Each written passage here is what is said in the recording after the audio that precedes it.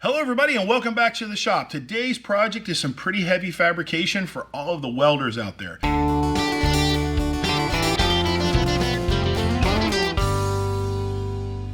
Now I get it, you may not be a welder, you may just be a machinist, a maker, or just hanging out to watch something cool. So stand by, because everybody's got a welder friend that you need to pay that favor back to. This may be something you can make for them. So today's project, we're going to take this very thick and very heavy bar of copper. We're going to make a couple of grounding clamps. Grounding is everything when you're welding. It's often overlooked because you just take the little squeezy clamp, you stick it on there, you think you have a good ground. A lot of times welding problems, when you really troubleshoot them back, come back to a poor ground, not a bad ground, but a poor ground. Especially so when you're trying to weld little parts where your ground is very hard to get connected. So for years, there's a trick that I learned from an old-time welder. Want to pass it along to you with some modifications. This bit of braided copper, this has been my go-to auxiliary ground, if you will, for years. Now, what does that mean? Well, I'll put a link right here to a video where I went with my friends at the Florida Flywheelers and I welded up a crankshaft in a 1919 Case steam tractor. And we welded that right here in the shop all the way down the workbench. It was a pretty long weld. We used this very piece of copper braid. We wrapped it around the crankshaft a couple of times and then allowed it just to drape to the ground clamp. That way the shaft turned through the loop and it was a constant ground source, hence the wear spots in here a little bit. This came out of an air-cooled TIG torch, and there's a tube that goes over this all the way back to the machine. Torch would be out here in your hand. This carries the current for the welding. The shielding gas travels through the tube. It helps cool this because obviously it gets hot carrying a lot of current. Well, when some young unexpecting student lays the TIG torch across the very hot piece of metal and burns a hole in that tube, this becomes scrap. For the last 2 seasons of the TV show BattleBots, I've been one of the welders that welds the robots as they get destroyed on the show. While I was at the show on BattleBots, I have one of my, we'll call him my mentors, a person that I look up to. I also consider a friend. His name is Carl Hose. Carl Hose, if you know Carl, Carl's been teaching welding for 30 years. Carl brought his bag of tricks. He pulled out his little bag and he pulls out a section of this right here. And it was about that long with 2 little clamps built into the ends of it. And I said, what are the clamps for? I know what this is for. He said, you know, I do a lot of NASCAR, NHRA, IRL type welding. And a lot of times we need to weld something in a hurry that is on the car, but we don't have time to disassemble it because of the race schedule. So what I do is I take this and I screw it to the chassis and then I take it over to whatever part I need and I screw this little clamp down here. Now I've got a good conductor because I can't get that big awkward clamp onto what I'm welding and make a good ground. He goes, this thing is super handy. I know Carl doesn't mind if I steal his idea. So let's get right to this project and I'll tell you where my head's at. So first thing, we're going to put some Dykem on there. We talk about Dykem quite a bit here. It comes in a couple of different colors. This one happens to be blue, although this bottle of Dykem is quite old, and mixed with the copper underneath, it looks a little more like turquoise. Make my wife happy, that's her favorite color. And then we're going to turn this on its side. We're going to mark it out with Dykem as well, and on the end. Let's just draw what we're going to make. I want a C-clamp. It looks something like this. And what I'm going to do is just have we'll call it the forcing screw right here with a little teeth nut on the top of it. And then we're going to machine a small hole this way for our ground cable to come in. We'll put a couple of set screws in here to be able to tighten it. So for clarification purposes, we have a block of material like this. There's going to be 2 C-clamps. They're going to be back to back. So this is going to be one C-clamp. This is going to be the other C-clamp. Sorry, it's not to scale. We're going to mill it out and make 2 C-clamps. We're going to cut it in half, but wait, there's more. We're going to take this and we're going to split it this way and make 4 C-clamps. This is a project I'm kind of figuring it out as I go, so bear with me. Now the opening in the little C-clamp, I want it to be greater than 1 inch. Here's the thought behind it. A big, heavy layout setup table is 1 inch. So we want to be able to leave our ground clamp to our table and then clamp this little clamp we're going to make to the table because it's 1 inch thick come up and tighten the ground clamp to what we're gonna weld. To make this easier to handle, I'm gonna cut this section off right here. We're gonna take that over to the bandsaw and just let the bandsaw go to work, leaving enough extra room there. If the bandsaw wobbles a little bit, I can come in with a milling machine and give myself 2 true edges. So I guess I got a little ding in the cutter there because it's transferring over, but again, it doesn't matter because we're gonna mill most of this out anyway. Now we know we have a nice square edge, so we have a square product to work with. This is our line. We're gonna mill out from here to here. I have a brand new milling cutter in here. This is a Seco Niagara end mill. This is compliments of my friend Dennis Nolan. He gave this to me at the Barzy Bash a couple of years ago. Thanks, Dennis. We're still using them. Where we're gonna just mill in. We're about roughly half depth. So we'll mill half depth, mill in and cut out, and then we'll raise the table and make it a deeper cut the next time.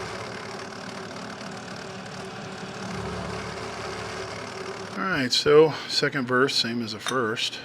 It's a little warm. Not terribly bad, but I wouldn't advise you stick your tongue on it. This is not our final mill, so again, this is just a roughing mill that we're doing right now. We're going to come right in here in a little while with a little bit smaller end mill and clean that up. And I'm just lining this up by eye. We're not doing rocket science here. So I'm going to do this in the opposite so that I don't have to move my end mill twice. Alright, so I learned something here important and I want to share it with you. So every time I make stuff, I learn something, right? It may not be apparent on the camera, but the actual line is right here. I came in where I should have. I came in early and then I moved over to the line. My mistake, my fault. Here's what happened. I wear these stupid safety glasses that are bifocals, and right at the line between the bifocal and the safety glasses you get like a shift in your optics, and I thought I was on the line. Now the good news is it doesn't make a hill of beans a difference. We just milled off a little bit more than we had over here. Doesn't matter. The bad news is it's not on my line, and if this had been a critical part, I would have screwed up. Again, lesson learned. Make sure I get in square and I'm looking at it right. No big deal. No harm, no foul. This is what we're all about, learning and sharing what we know with each other. So for my buddy Jameson at Hot Shot Oven and Kiln, he likes to melt copper. Hey buddy, are you jealous? Lots of copper. That could be a project, Jameson. Bring a kiln, bring a crucible. Let's make something here in the shop. What do you say? Sounds like a YouTube video.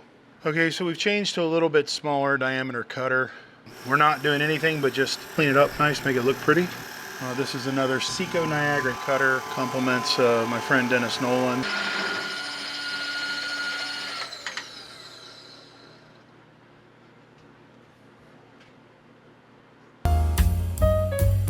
We're going to cut this thing in half here, but before we do, we've got to put our screw for our clamp here, here, here, and here, because we're going to cut this thing down the middle. We're going to make 4 copper C-clamps out of it. So what I got here is a 1/4 tap on a tap handle. Right here in the quill, I have a tap follower. Tap follower basically is spring loaded, and we can pull it down, put pressure, and lock the quill. And now it'll hold this in a perfectly perpendicular line. Let's take it out of the vise. Got to drill 4 holes here.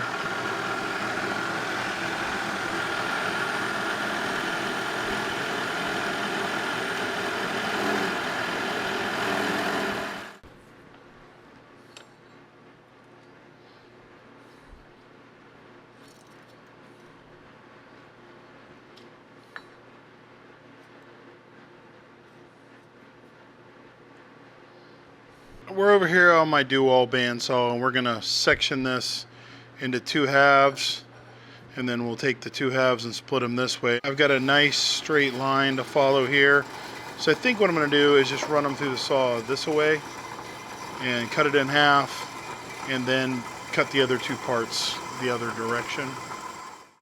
I took these over and did a little work. We had a little saw chowder in there, flattened them back out. Don't really know why the saw walked the way it did, but it did. Now what we're going to do is we're going to part these in 2 pieces. We're going to make 4 clamps out of 2. Hot, hot, hot, hot. So there's our little spot for our set screw. We're already set up with a number 14 drill bit. And rinse and repeat.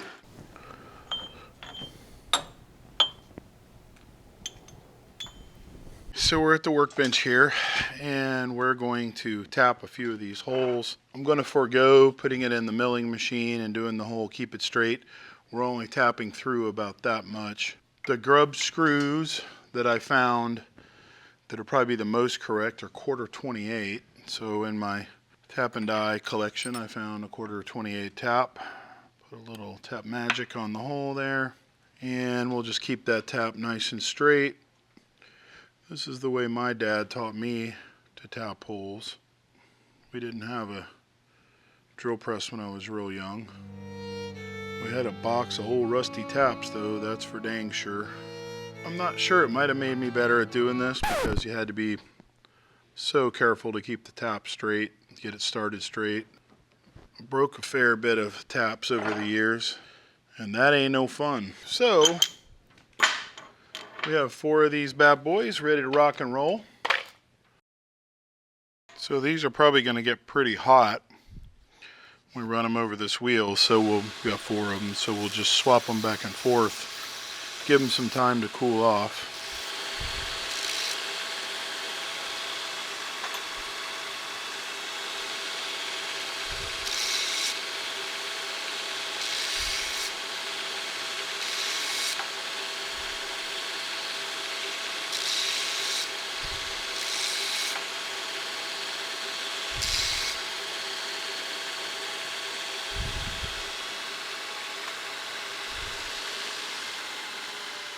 So the next thing we got to do here, I'm going to take these 10 snips and snip this piece of copper. What I did off camera is I just heated this with a torch, glowing red, and then let them cool off. It anneals them and makes them, the copper super soft. The next step, form it with my hands. A little bit of love from the hammer there. So let's take a look at the cable here. That's what we're going to do.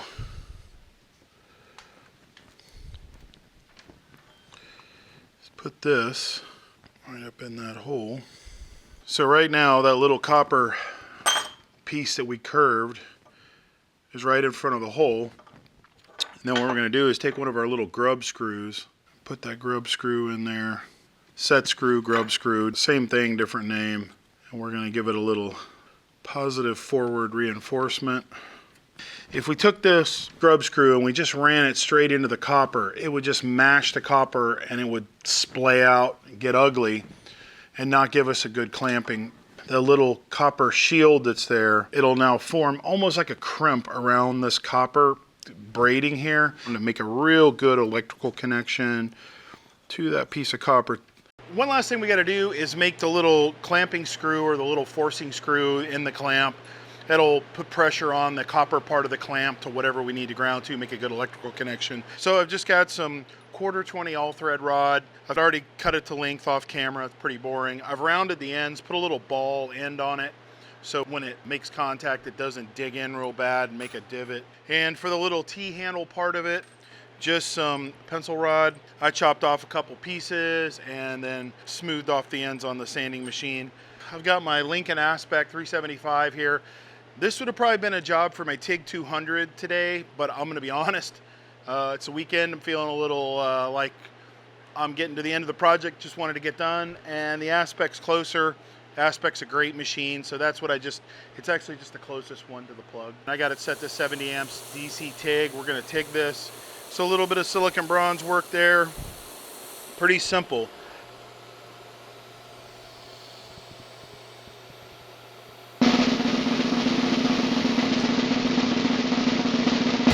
Everybody, I appreciate you taking time to Visit the Do Right Fabrication YouTube channel, check out the videos. Hey, do me a favor, go down below and see if the bell has been rung. We've been finding out that YouTube has been unringing people's bells, so they're not getting the notifications that the videos are coming out. Go down there and ring the bell, and if you haven't subscribed to the channel, we really appreciate that subscription. It helps us to be able to keep putting out videos like this. Without subscriptions, nobody watches the videos, nobody knows the cool stuff we're doing here in the shop, so go subscribe to the channel. You can also follow me on Facebook under the Do Right Fabrication Facebook page and on Instagram under Do Right Builder. Everybody stay safe, and we'll see you real soon.